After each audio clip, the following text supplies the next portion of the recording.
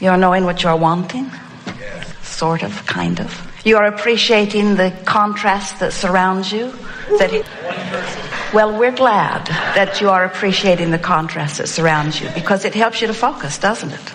The contrast helps you to choose. The contrast helps you to focus your desire into sharper and sharper, more poignant, more precise, more pleasing to you perspective. The less variety you have, the fewer your choices.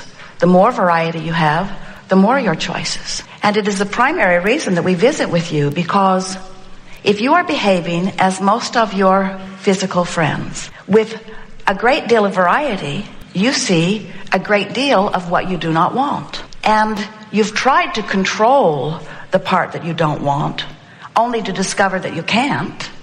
And so then you begin to sort of section your life off by moving into the community that most pleases you, or traveling only in the places that most please you. You tend to limit your scope of life in order to limit the negative things that might be there. Sort of backing yourself into a more and more narrow corner as life goes on. When you're little, you're not afraid of anything, and you're willing to explore, and the adventure is wonderful. But if you have parents who are guarded, or if you yourself have moved through time and have become more guarded, then if you're like most people, you are attempting a very impossible thing. You're trying to limit the scope of your life in order to cut out the things you do not want. And the thing about that is so screwy is that when you limit contrast, of course you may limit some of what you don't want, but you limit the things that you do want too. If instead of trying to control circumstances or events, instead of trying to handle your world through action, if you could become keenly aware of your vibrational output, which equals your point of attraction, if you could control the only thing that you ever can control, and the only thing that you ever really, from your broader perspective, want to control, if you can control your vibrational output, then you will control what comes to you no matter what environment you are standing in. Can you feel the advantage of that?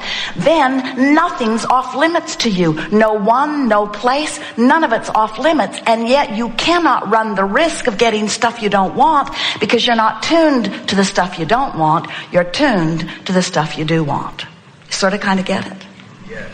Esther was laughing the other day, talking about a co-creation that they had started and then they sort of bailed out on. And she said, it's really interesting to me to notice that if my vibration was where I want it to be, those people would not have had access to us at all. In other words, it's easy to stand and say, oh, you are inappropriate to my experience and you don't fit with what I want. But we want you to understand, whether that experience fits with what you want or not, it fits with who you are. Esther said, when I clean up my vibration, a lot of the people I know won't come around. In other words, when you're really in sync with who you really are, in other words, a sloppy electrician can't come to you when you're in vibrational harmony with what you want. You see what we're getting at?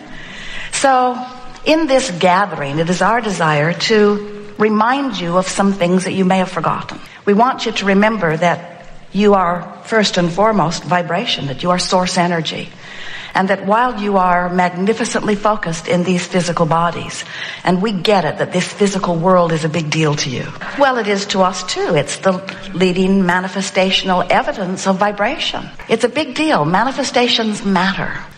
But we think it is far more satisfying and important for you to remember your vibrational countenance, because when you remember that you are vibrational beings first and foremost, of course, you see all of this that surrounds you. You hear it, you smell it, you taste it, you touch it. It's tactile, it's real, it's reality. But if you could just step back a little bit from this manifested reality and be more aware of the vibrational state of being that is responsible for the reality that's manifesting, and put your emphasis on the vibrational part rather than the manifested physical part, you will gain huge control back. So here's how it works. You were source energy before you came into this body. Many of you realize that. You look around this magnificent time-space reality, and as brilliant as you are, you know that you are not capable, even the smartest among you, to scrape enough dirt together to launch another Earth into orbit. In other words, you get it, that there's something bigger going on than what you're doing here with your action here in this physical realm. You just cannot explain it without acknowledging that there is something more to the story. And as religionists, you have come up with quite a few stories that are interesting. And there are some who will listen to us here today who will say, oh, just another story. And we acknowledge that, because to explain the non-physical power and energy and purpose and love in physical terms, to try to narrow the scope of the bigness of all of that into something that you can get your thoughts around here in this physical form, it requires some specifics, and it requires an understanding of the basic laws of the universe. And that's what we want to impart to you here today. We want you to understand that what you see in your physical manifestation is an extension of a vibrational basis, and that vibrational basis is eternal. You came forth into this body from that basis. And even though you came from that non-physical state of being, which some call source, some call God, some call heaven, from that vibrational state of being, even though you're here in this body, that vibrational basis still remains as that vibrational basis. So humans often refer to that part as their soul. We call it your vibrational basis, the source of that which you are.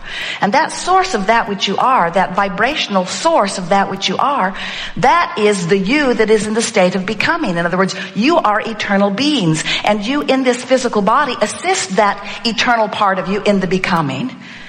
But this physical you is not the whole you of you. It's a part of you. It's an important part of you. It's a leading edge part of you. It's a leading edge, creative, genius part of you who has come forth deliberately to focus in the variety of this leading edge time-space environment in order for you in your physical beingness to come to new conclusions constantly about what would be better for you. Even if you are one-celled organism, that is true. So here you are, physically focused, exploring contrast, and all day, every day, deciding what would be better, what would be better, what would be better, what would be more, what would feel better, what would be better. And the source, the non-physical part of you, who remains always non-physically focused, hears every request that you offer. So when you know what you don't want, you know what you do want. Whether you're speaking words to it or not, you cannot stop the deciphering process of giving birth to improved preferences. You just can't do it. And the evolution of all species is about that. So this preference moves forward like a rocket of desire. And the source within you receives the rocket, and more than receives it, becomes it. Adds this new request to the requests of positive becoming that you've been setting forth, and literally holds that vibrational place for you. Now, many humans never catch up with that vibrational place as long as they are still focused in their physical body. Because a very strange thing happens with so many of you. When you really know what you do not want, you send forth an equal and equivalent request for what it is you do want. In other words, that's that balance of the universe. But so often, even though you've set forth a rocket, sometimes you even put brief words to it. Want that? Ooh, it peters away quickly.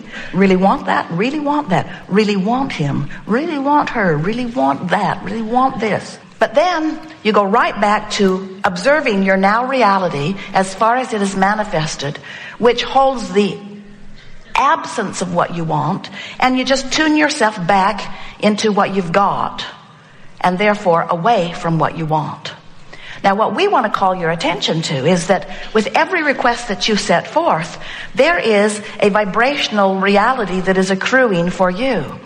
And now this is where some say, oh, here comes the story, here comes the fairy tale. And we say, it's a good one. It's the story of the becoming of you. There you stand, non-physically speaking, newly expanded because of exposure to this contrast. And this is a vibrational reality. We're going to call this your vortex of creation. But this is the thing that with all we have to say to you here today, that we most want you to leave here getting.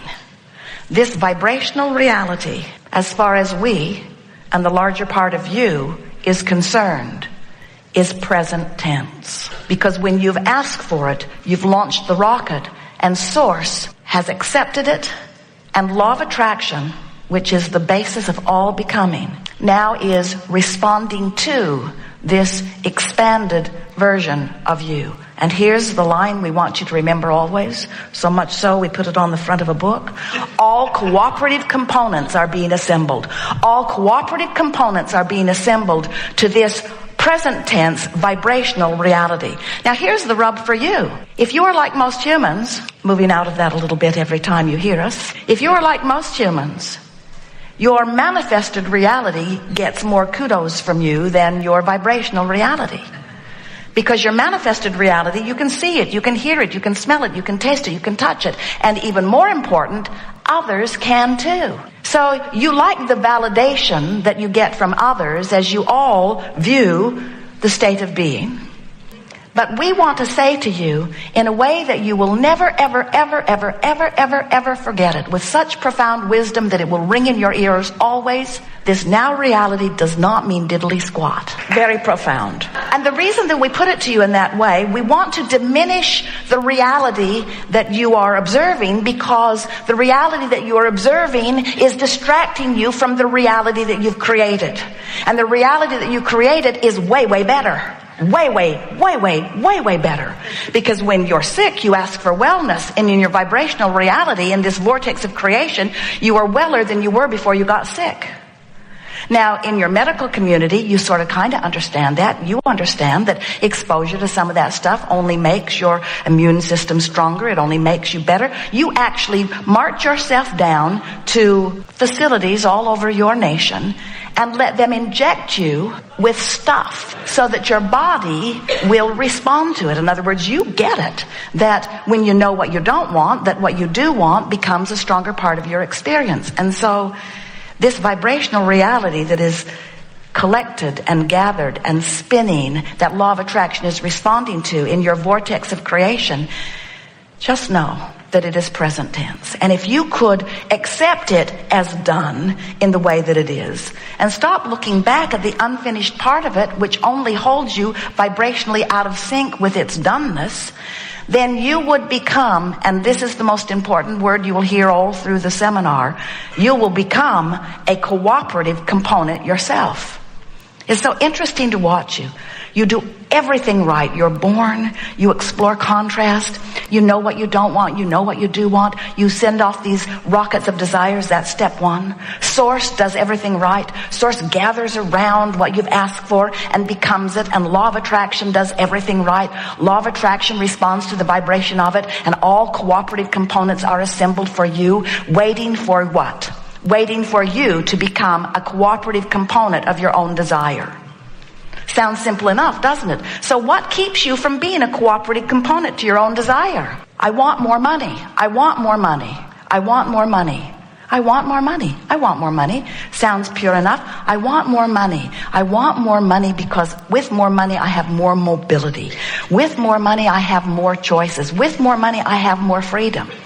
And if those were the things you were saying, and if that elation was what you were feeling, you would be a vibrational match. You would be a cooperative component to your vortex of creation, to the pile of money that's been amassed. You should see it. But if you're saying, I don't have enough, I don't have enough, I've never had enough, can't remember having enough, my friends don't have enough, this friend is losing their house, this friend is moving out and renting their house, this friend is not doing well, this friend lost his job, I'm afraid I might lose my job.